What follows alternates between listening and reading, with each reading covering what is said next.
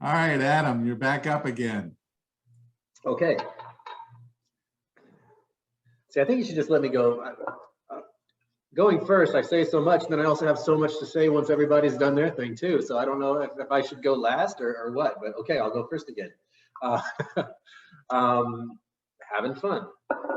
So I think that we're just growing with the area of experience here, right? Like we're able to, we've started off soft, and I'm just so happy that this has happened organically with all four of us working together and putting these pairings together, and how this has come together so well.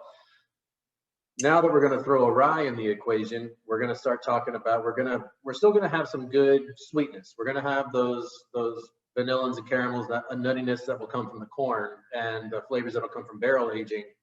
But now we're moving towards tipping the scales more towards the spicy side of things.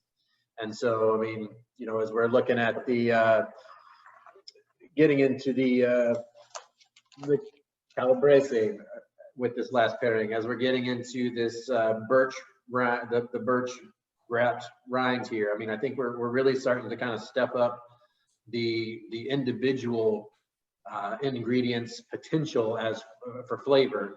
And so, you know, some of this is moving towards the spicy side of things. And so the rye here, our Knob Creek rye, it's an award-winning rye. We've been doing this for less than 10 years as far as Knob Creek rye goes. But the year that we released it, I'm going to say this is about 2011 now. It won Best in Show, Best Rye at the San Francisco World Spirits Competition, and we haven't really let up since. We've continued to make it the same way.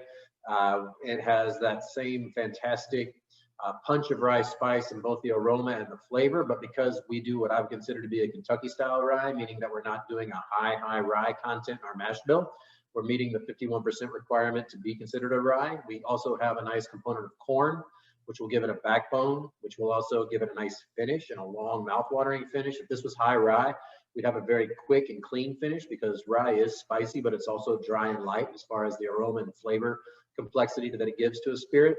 And so a lot of times you'll try a high rye and you'll get the punch in both the nose and the aroma, both the nose and the flavor, but it falls flat after about 3 seconds. And you notice that when you try this Knob Creek rye, again, big full flavor being the calling card of everything with the name Knob Creek on it from our distillery, you'll get that spice up front in the aroma and in the flavor, but you can almost count it off to the second. And in 3 seconds, a high rye would fall flat. 3 seconds here, you have that spice go, but then all of a sudden you notice like the bottom of that workhorse corn kind of kick in, and it lets that rye piggyback all the way to a very nice, long, balanced, sweet and spicy finish to the very end, which can last up to a minute or so. And so here we have that rye, which gives you the spice, which again, kind of I mentioned it with the high rye mash of Basil Hayden, how we have those vegetal notes, some of those herbaceous notes, things like that I think are going to play really well with the cheese and the charcuterie pairing. But I think that we've got a really cool sort of maybe the oddest ball of the bunch of the 4 pairings that we have, or the 4 flights that we have. I especially after the last one, kind of with those clashing flavors working so well in harmony together there, are really complementing each other. The complementary clash, maybe that should be the name of our 3rd flight. But the 4th one is just this really cool, spicy oddball that I think I'm going to enjoy hearing Zoe and Ryan talk about. So let's enjoy a little Knob Creek rye while I do so. All right. All I could come up with was cowboy toffee. It's like leathery Werther's. Yeah, a complimentary clash. Cowboy toffee, no better. Cowboy toffee, better. Yeah. All right. So this is Harbison.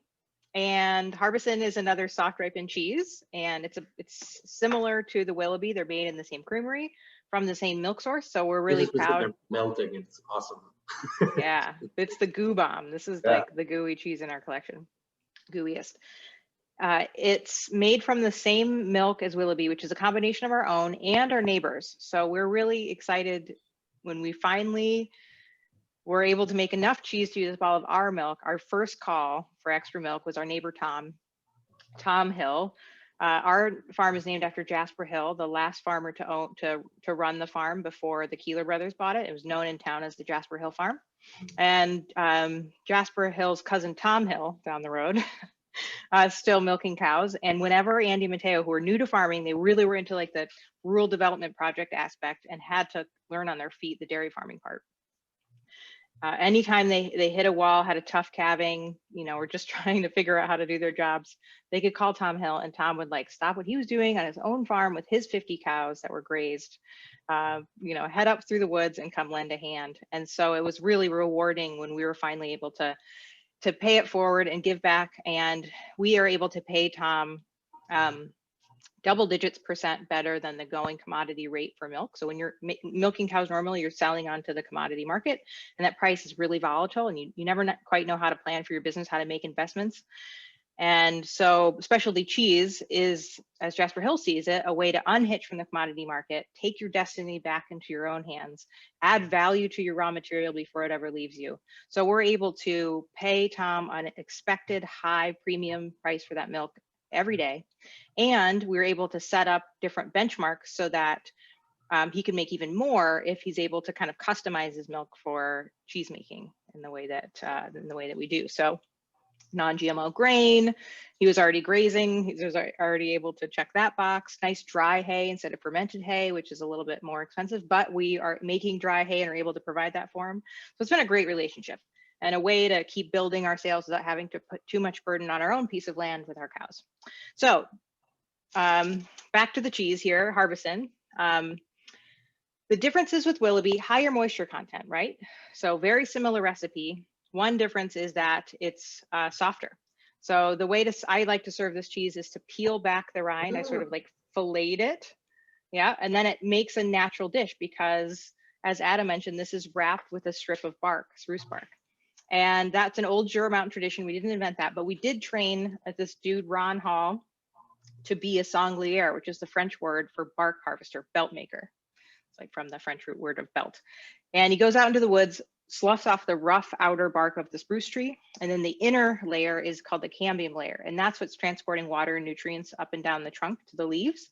And in the fall, that dries out and becomes a new tree ring. So it's like a baby tree ring, and there's this window of opportunity in the spring and summer where it's like supple, it's like leather sheet that you can peel off that trunk. And he cuts it into strips, delivers it to the farm. We dry them out in the hayloft, and when we're ready to use them, we boil them. That makes them flexible and clean. And then as the cheese softens, when it's first made, it's like a rubbery little flavorless hockey puck. And then as it ripens, that rind, instead of the washed rind SCOBY-like community, we're growing a field of little white button mushrooms, you can imagine. So it's flora, it's in the mushroom family. That white rind is contributing more mushroomy vegetal flavors instead of that funky, fruity, meaty thing. It's kind of taking the aroma in a different direction, but it's still softening the cheese and giving it a lot of complexity and flavor, along with the cultures that we added. And the cultures that we added that are sort of ripening the cheese from the inside out were developed by French cheesemakers who are trying to replicate the je ne sais quoi of a raw milk camembert for an American market where they had to pasteurize their cheese. So they were trying to make a camembert and sell it to the Americans, and they're like, it's just not the same. So they did a lot of research in modern microbiology. The advantages of modern microbiology was that they could study what makes that raw milk camembert taste so good, isolate a blend of those cultures, and then they could, kind of use that to mimic it. It's not the same as a raw milk camembert, but it does have that big, funky, garlicky, roasted Brussels sprout, interesting thing. And then not only does the spruce bark help it stand up straight and make a cute little dish, but it gives you those resinous, sprucey, woody notes, which in an aged cheese like this, especially a buttery cheese, gives you some of those like vanilla and caramely notes almost, definitely like vanillin. And then that the sprucey sometimes comes across as mustardy notes. And I love pairing spruce barked cheeses, which is a growing category. You're going to see more and more cheesemakers making spruce bark wrapped cheeses and the imported Frenchies. But pairing these spruce wrapped cheeses with barrel aged anything gives you really cool aromatic possibilities. So beer, wine, spirits. Can't wait to try it.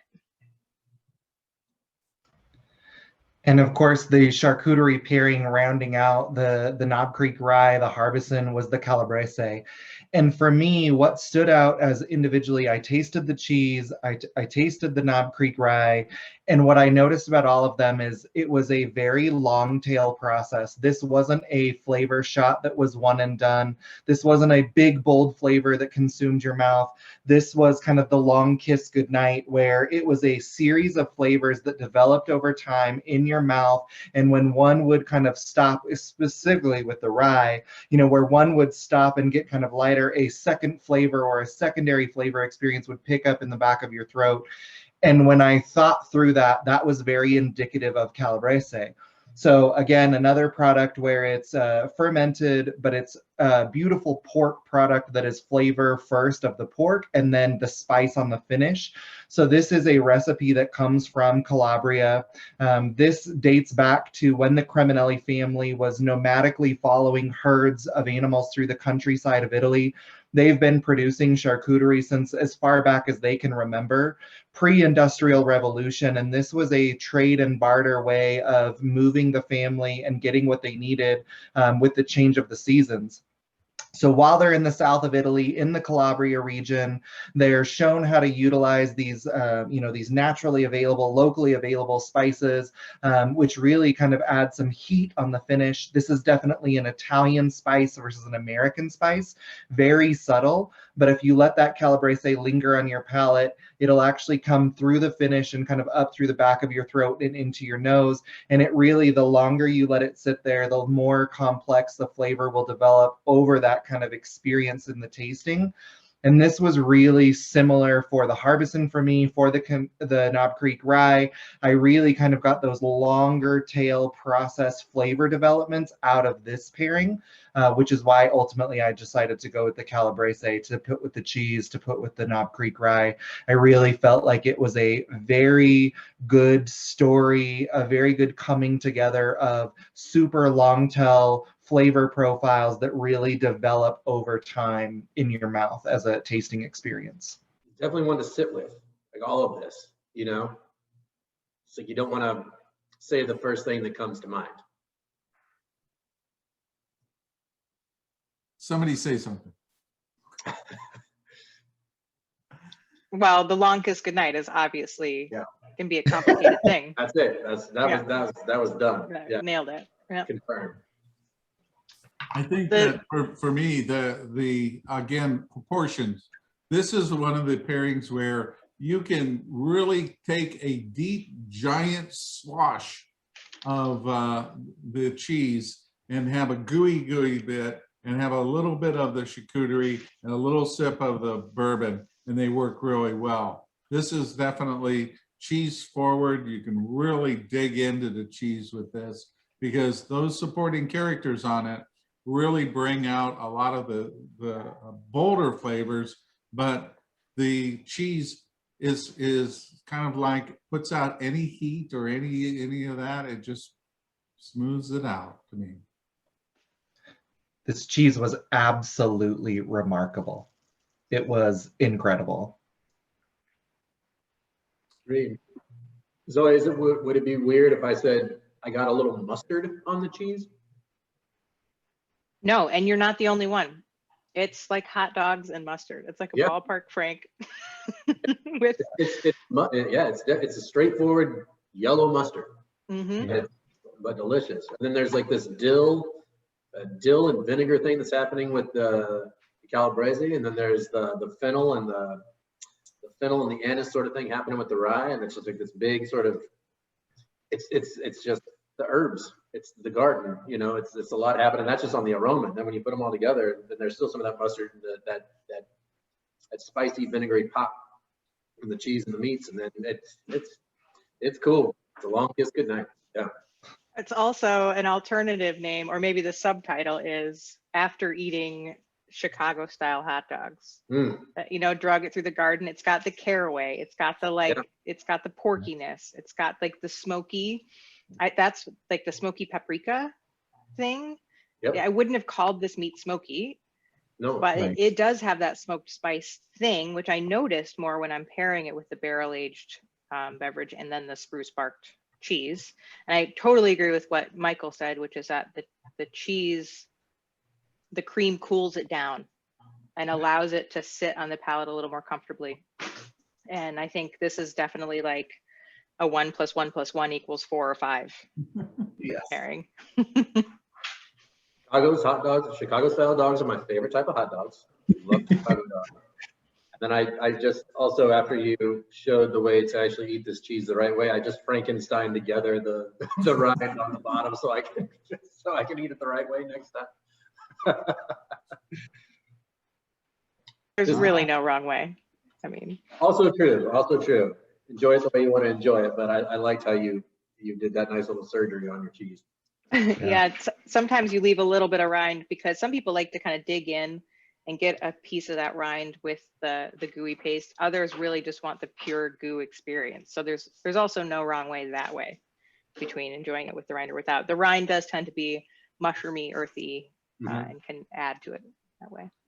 There's a video that Zoe has on the cheese, and there's the last scene where it's peeled back and the spoon goes in and it just comes out. And I've done that with my students, and they're just looking at that and they're like, man, that's cheese porn. Cheese porn, yeah. Just, oh my God, it's just, oh yeah.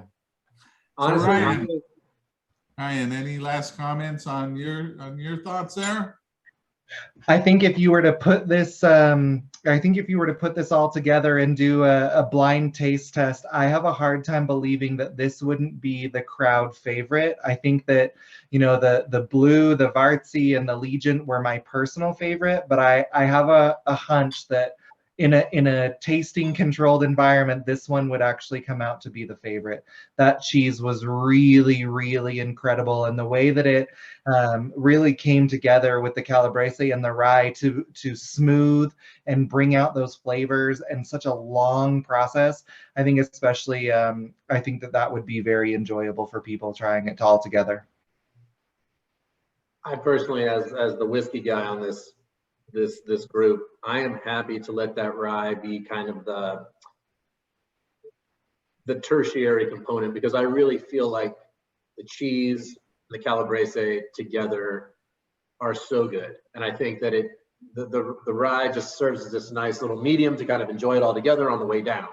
But those two things together, kind of going back and forth between the three, those sing really wonderfully together. Those two should be on any cheese plate served anywhere in the world. It's so good. So good.